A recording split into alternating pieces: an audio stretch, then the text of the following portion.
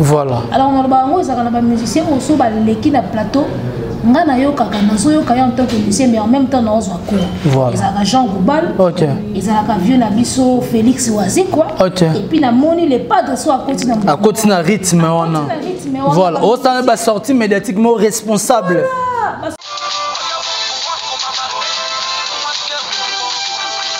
Et on mémélonine parce que nous on a vu des featuring là bah casser qui sont matoya ils ont cassé les oreilles featuring bah gars on connaît pas tout basila na États-Unis. OK. Sur lelo oyo au land de la vie artiste au monde ça na epena ba voir moko ya malonga te. OK. Au land de la yebo ba stream pe ya malonga te parce que tu siko disque d'or réseau umela siko ngana otuna e moko boye bi moko landela ka kasa ba matoya eza poani. Voilà. La telle actualité à musique na biso à Congo. Je me suis rendu compte que ça a 3 albums. Voilà, tant que la biso 3 albums. 3 albums. Voilà. Dynastie Nakati, Harmonie Nakati. La légende il y a le grand moment. Ah les quadras, OK. Nanazaki surtout notre mon artiste moko boye puisque disque de réseau mais la vie c'est pas notre priorité. Voilà. Na qui surprise. Oh, ils ont des priorités. Ils ont priorité na yo lisouté. Voilà. De priorité si on a mis tout na ti leur priorité zani. Ay azo no time ça sont priorité na ezarani. OK. Déjà premièrement j'ai trouvé que cette émission était riche en conseils. OK. Il y avait vraiment de la matière en zona katiwana parce que qui même fait rigoler le conseil par rapport à ma voix. Les chanteurs sont en pression place au souk voilà. Ils ont un conseil. Congo température, ya maman Rosette la fleur, nadambu. Congo température, et yena mo pepa sika, ya tobina e Congo température, et yena mo pepa sika, ya tobina e Congo température. Vitesse au wapi na ndenga mokete. Là directement je dis merci beaucoup à maman Afi Milando motema ya Audace Milando oba Rolanda biso partout donc na yebi ke bandeko baza tellement belle balingaka héritier ibula muyaka na bango nyonso. Là directement je dis aussi merci beaucoup à mon vieux Adrisha motomètre bebazi beba tchafouin au monengo pourquoi pas groupe FG Fan soutien monde aux abonnés composé un chef Kachiko l'image de la terre pourquoi pas Jean-Paul Binda Mastati bango baza vraiment monde entier na ndenga mukete muto ana posa okota na groupe FG Fan soutien monde obenika héritier ibula na opesa numéro ya Guy Denise orozala vraiment mobimba. Merci beaucoup à Mokonza Mboka le tout puissant champion Wadol depuis La Rochelle pourquoi pas na bandeko nyonso ba kolandanga ba vrai héritier ibula acteur Regan sans peur homme vrai pourquoi pas Luda Christ Fila l'aspect des États-Unis pourquoi pas Lucas Chiquito le patron silencieux motema ya Ariana la chocolino la douce. Merci beaucoup à Jofis et papa social nzungu ya mena motema ya Rit la cadette nzungu ya men. Moi héritier ibula par rapport à l'actualité musicale. Aujourd'hui, je reçois pour vous Abel Boala, que je le dis directement. Bonjour Abel. Bonjour héritier Iboula Mouyaka, ya solo. En tout cas, bonjour Nabatu Touba, on a vu na minute, on a vu que poto, bon ça a très branché dans ma même si tout ça là raconto déjà bureau. Et madame Fanta Fofana Mobimba na piste de Bambo théâtre, Yannick Kayenga la monnaie sculpturale, n'a se racheté pour mes colos na boire yo minité quoi. Depuis la Chine déjà big up ya moi on a tenu mon pas on a besoin mon pas et jeune ça veut dire moi mon pas en tout cas on est ensemble il y a pas de souci quoi. Voilà, merci beaucoup, il y a pas de souci là directement moi je dis merci beaucoup à groupe présidentiel de Maman Fanta Fofana, Bibiche Oumou, Motema ya Cédric Makela, pourquoi pas Naomi la japonaise la perle rare. Voilà. Au Bogaïkala. Coach Emmanuel Kalonge aussitôt dit aussitôt fait so biga coach lequel nga lo mo temps et mbala mo pourquoi pas les motivateurs tous ces bombali so baza suna nani baza na chada polesha en tout cas maman Magiwe Nbo en tout cas na boire bango tout donc baza vraiment mobimba Abel Boala tozana abande ko ba kolanda lelo ba bi troisième vague il y a coronavirus au côté bon à Kinshasa na biso qui n'ont comme mystique sans mon au début moi je croyais pas mais dans la moni balobi troisième vague avant non que baloba troisième vague moi-même déjà je sentais que ça devient sérieux na biso ba niveau ya ba grippe ça dit que yo mo on a la grippe on a grippé on t'a mo kuta na suna ba grippe voilà bozo grippané moi 2 3 4 5 c'est là où je me suis dit que l'euro c'est très sérieux. Alors, tu respecter ma mesure de barrière, cache-nez, lave-main, tout ça. Et ça, on a bien parce que la santé n'a pas de prix. Voilà. D'accord, tu vois, tout le monde a sorti à Harmonie. Et ça, on a bien été. Voilà. Album est bimi boye. Après, combien voilà.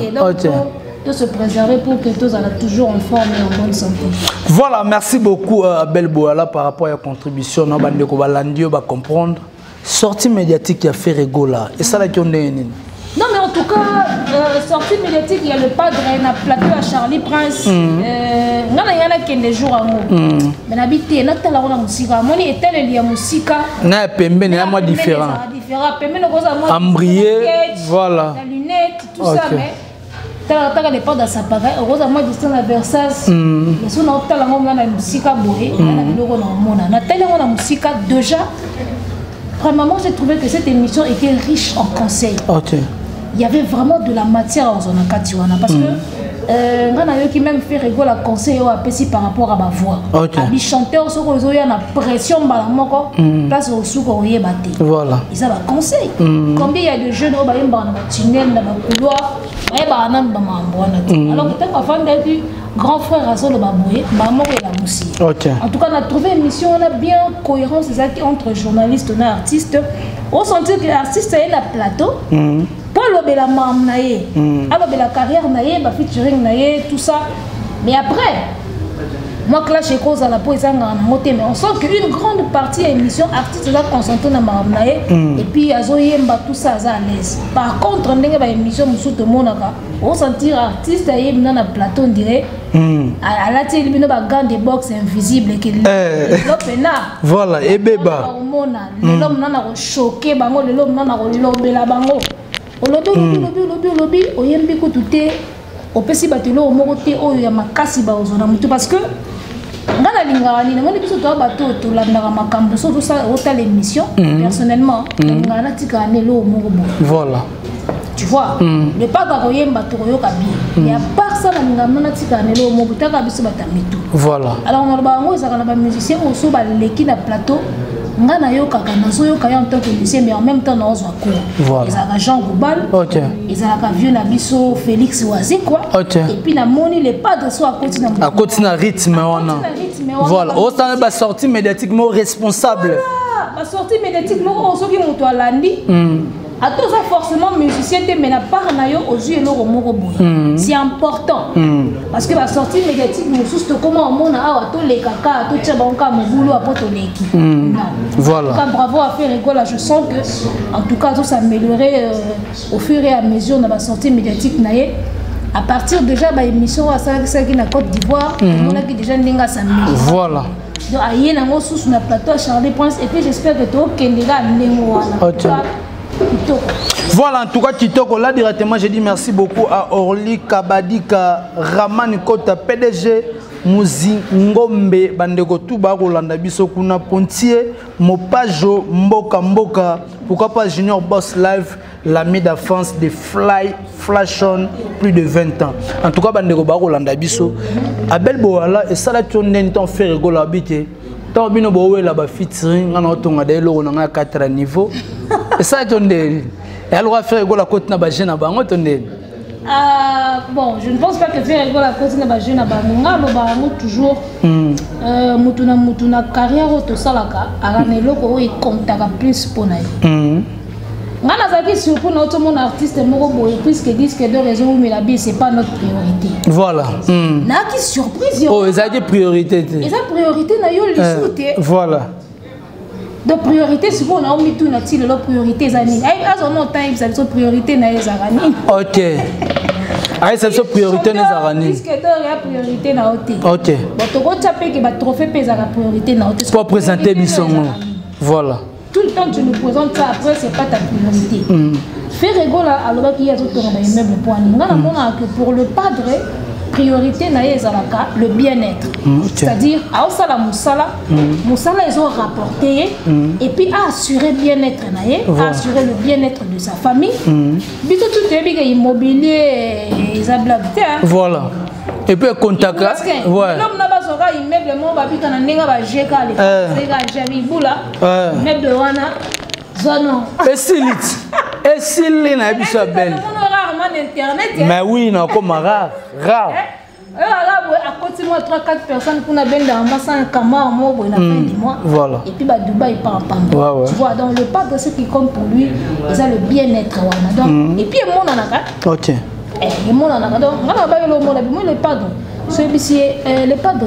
Bimsemo $1000 mo boto lexa côté qu'on a nominé au piati. Après ça t'a muté. Oh libérez-moi ça mo boé to ben de l'autre fait na a copé sati. Voilà. Mais so yeli ga les pas de immeuble français lui ya mo ezawana et senga ota.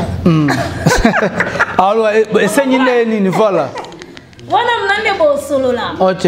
Parce que wana ça est compte ici. Tout le bité que ba trophée ça ba featuring les amabe. OK. Mais après quand tu le fais, soit avant, soit après, et au mémélonine. Parce que nous, on a vu des featuring. Bah, casser qui sont matoya, ils ont cassé les oreilles. Featuring. Bah, on a aux États-Unis. Ok. Si vous avez au Hollande de la vie artiste, au monde, on a avoir un malongati. Ok. Au Hollande de la vie, on a stream pay à malongati parce que tu sais que disque d'or est au monde. Parce qu'on a tout là, et on a Hollande de la Kassaba, Matoya, et ça a pas ni. Voilà. Et ça a pas ni. Et moi, on n'est pas dans un truc à Taliban. Immeuble. Ok. Ah, immeuble, voilà. Ok, bon vous tika la kuna immeuble moko abel boala bandeko ba rolanda yo ngana zonga kaka lelo faire rigola na harmonie olinga mema biso na grandeur ni poto moni participation et volontaire tu sur les pas d'atteindre comme héritier oui faire alobati yango une mission atanga comme volontaire banu. J'espère qu'il y a le droit de dire la poste et dire j'espère que il y a ça bon dire que ya fait rigolo déjà bolamu ça montre que aza vraiment na nzela quoi alors ezola c'est kaza na nzela participation et boaloté la dynastie. Voilà. Moi je pense que la caravane est en marche. OK. Ceux qui n'ont communes arrêté possibilité aux Zouabatuna Nzela. Voilà. Qui a beaucoup tapé ça là bien. Ça n'a pas. OK. Surtout que y a mon comme tazo conduire caravane wana. Qu'on repêcher boire l'hôtel c'est une bonne chose parce que Johanna a ma casse na cœur. Voilà.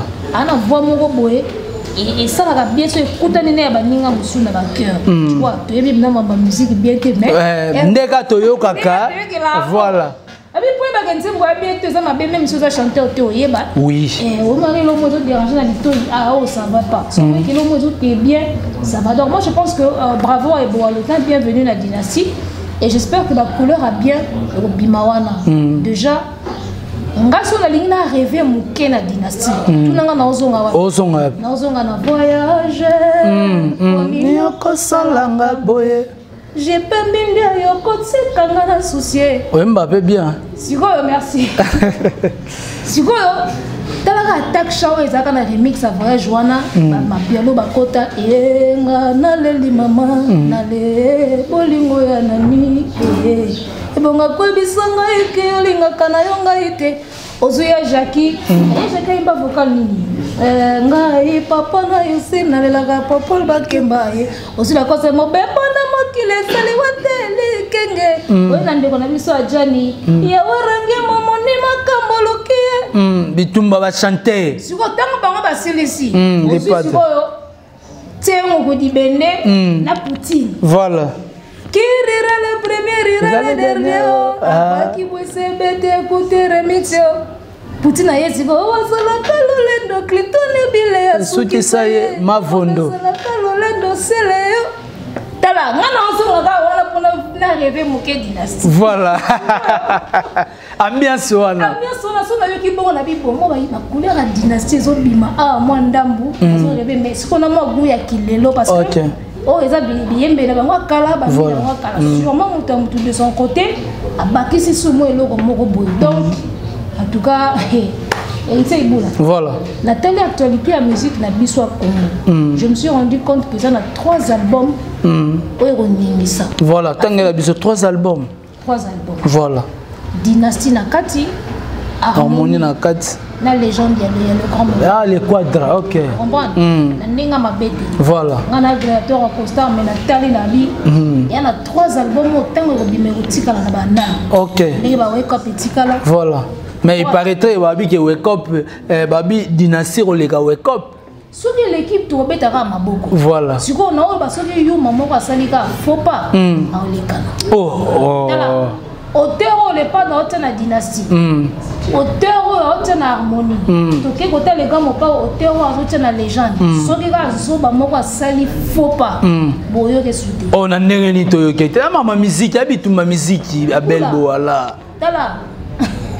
Et la musique. Tous ces musiciens fait rigole na le na vena biso quoi da bazo préparer ba album moko na bango na esprit moko boye.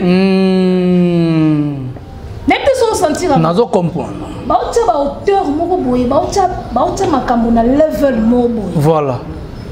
On comprend sikoyo.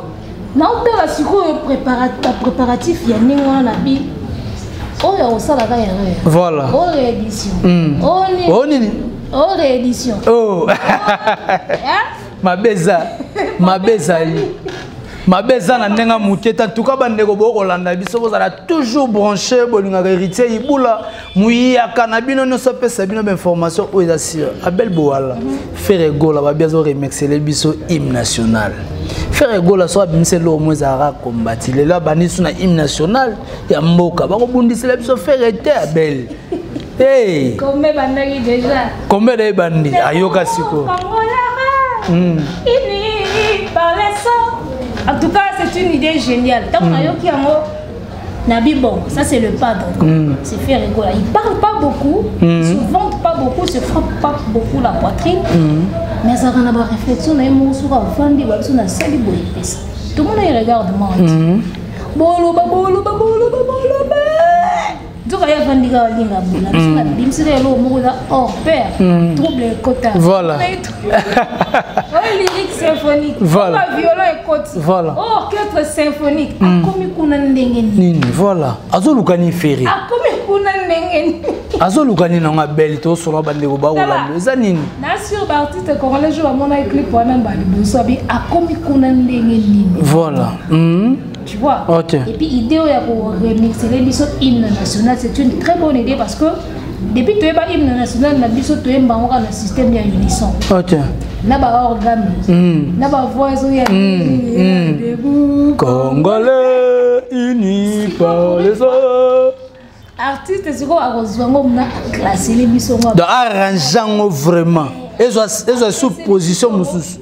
Siko nazo yeba te tango wana ekobima. Est-ce que na ba classe bana babanda oyemba ndenge te banda oyemba to ba koma siko na ba nuance ya lepadre. Te ba na nuance ya lepadre. Yaza mo lakisite, aza mo fongolinzela bani tout talaka lepadre. Et puis projet nazo regarder ba combat ici banda ki faire fala bomba idée na ye non. Il faut redévoiler. Il fallait pas bomba. On a ça là le roi les pas. Moi ils sont idée. A toi bi ko ça là on na moi wana te. Voilà. Bimisa yango. Ba preuve éthique à la na. Voilà. Parce que to comment le système de jeu moko boyo ala ndinga. On a sali boyo parce que nga pe na sala ki boyo. OK. Loba on a éthique là. OK. On a éthique là. Attends réaliser après. Ba tu ba ga yem ta so ga idée. Voilà. C'est peut-être ça qu'il a fait mais prochain même si fait rigole annonce qui n'est en hôtel et qu'à bête à biso ga surprise net regarde moi et nga ga eswa OK linga ozo na nga raté yo fandi ga hymne national na mo nga faire voilà o boya te fo yo ka yango nga ga eswa mais ça ka bien linga annonce ngo poto ga pona ko éviter ba o balandinga o balandaka nga voilà c'est une très bonne idée en tout cas.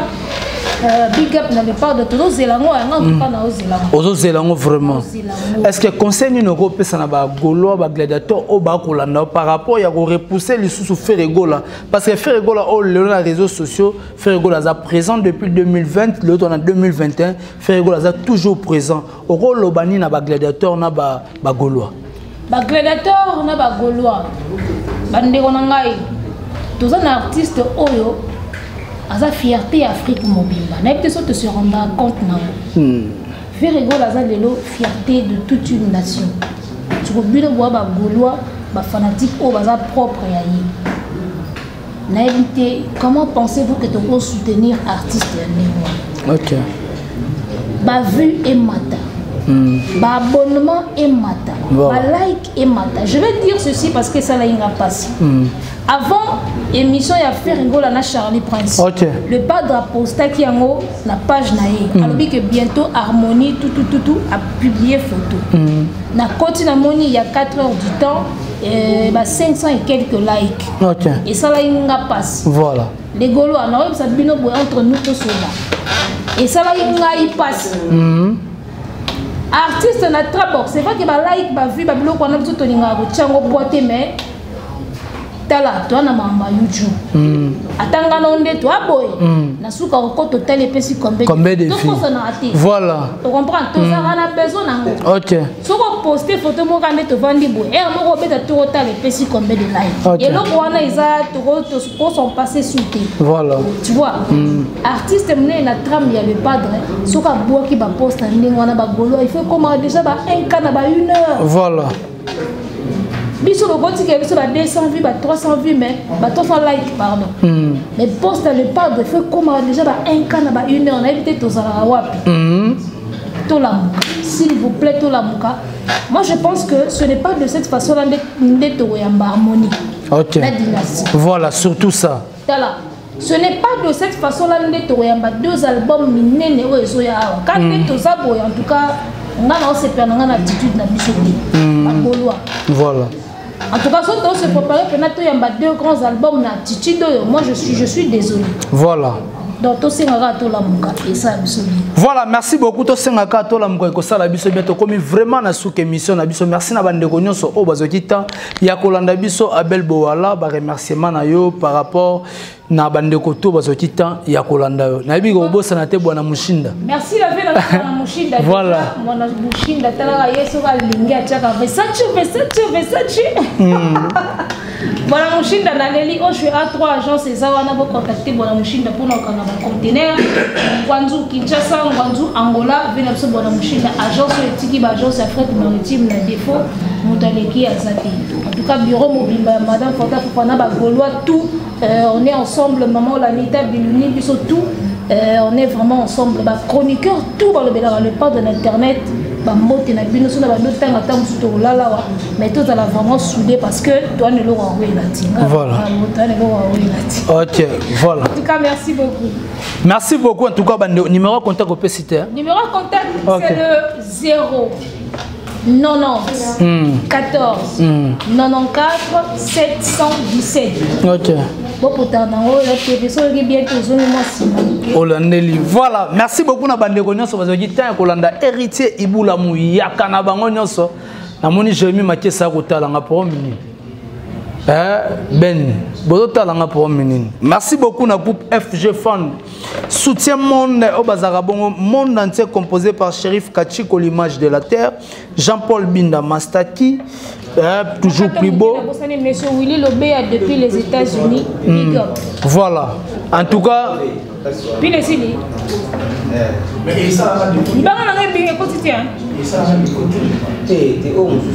Tokete ya zo continuer. To sugi na biso.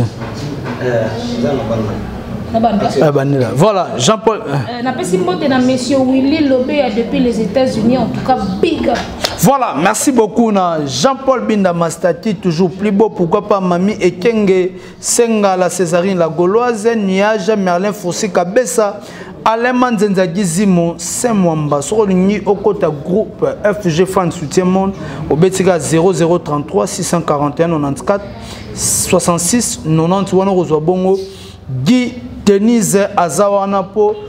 À côté ça vraiment un groupe FG Fan Soutien Monde. Quant à moi héritier Iboula, je dis merci à mon vieux Adrissa Motomètre Bebazi Beba. Tu as fouin au monde ma coffee à Nambongone. Je dis merci beaucoup à Audace Milando, pourquoi pas à Motema ya Mama Afi Milando, ou à Bete la Rabiso Masola qui te retient l'Isola un coup. L'Isola un coup, héritier l'Isola un coup. Nalibala surtout les sola un coup maman a finalé là tiens fort Lisola un coup on a donc venu vraiment donc. Tout le monde a dit pourquoi n'a bossana. Moutounanga tout le temps de tous les jours. Qui l'a laisse tueur des mensonges. Qui la basse. On est toujours ensemble donc tout le monde a dit ce qui Nzambe azondi nanoute play. Congo température, ya maman Rosette la fleur, Nadambu. Congo température, et na mo pepa sika, ya tobina Congo température, et na mo pepa sika, ya tobina Congo température.